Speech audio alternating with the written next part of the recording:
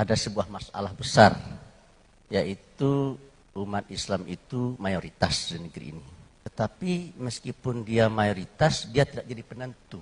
Orang lain minoritas, tapi mereka menjadi penentu. Ya. Semestinya nilai ekonomi yang ada di tengah umat Islam itu 90%. Pada kenyataannya saya coba hitung-hitung, nilai ekonomi terutama di kelas atas yang ada di tangan umat Islam itu hanya sekitar 5-10%. Saudara kita dari agama lain jumlahnya hanya 10%, tapi nilai ekonomi yang ada di tangan mereka adalah 90%. Seperti dikatakan oleh salah seorang guru besar di Amerika, yang akan menjadi penentu di suatu negeri itu bukanlah para politisi dan juga bukan para cendekiawan. Yang akan menjadi penentu di satu negeri itu adalah katanya yang menguasai sumber daya material di negara tersebut. Karena dia yang menguasai ekonomi dan juga dialah yang akan menguasai politik. Tapi bagaimana kok dia juga bisa menguasai politik? Karena politik kita adalah politik yang bersifat transaksional. Orang kalau menjadi wali kota, bupati, presiden juga perlu dana.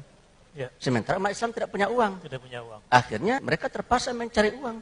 Yang punya uang itu umumnya tidak beragama Islam. Berlakulah ucapan dari Ali bin Abi Thalib. Jika engkau memberi kepada orang yang engkau kehendaki, maka engkau akan bisa memerintah-merintahnya. Ya. Dan kalau engkau meminta-minta kepada orang tertentu, maka engkau akan menjadi tawanannya. Dan saya rasa umat Islam di negeri ini menurut saya berada dalam posisi yang diperintah-perintah dan tertawan. Dan saya sangat setuju dengan apa yang dikatakan oleh Pak Anies Baswedan, yaitu jangan kita berusaha untuk mengecilkan yang besar, tapi kita harus fokus kepada bagaimana caranya membesarkan yang kecil. Baik. Sehingga struktur masyarakat kita dari yang hari ini berbentuk piramid, di mana kelas atasnya kecil, kelas menengah agak besar, dan yang paling besar adalah lapis bawah, kita transformasikan bentuknya ke dalam bentuk belah ketupat, di mana yang di atas kecil, yang di tengah besar, dan yang di bawah juga kecil. Kalau kita kutip pandangan Pak Habibie, kelas atas itu cukup 2%, kelas menengah itu 90%, dan kelas bawah itu 3%.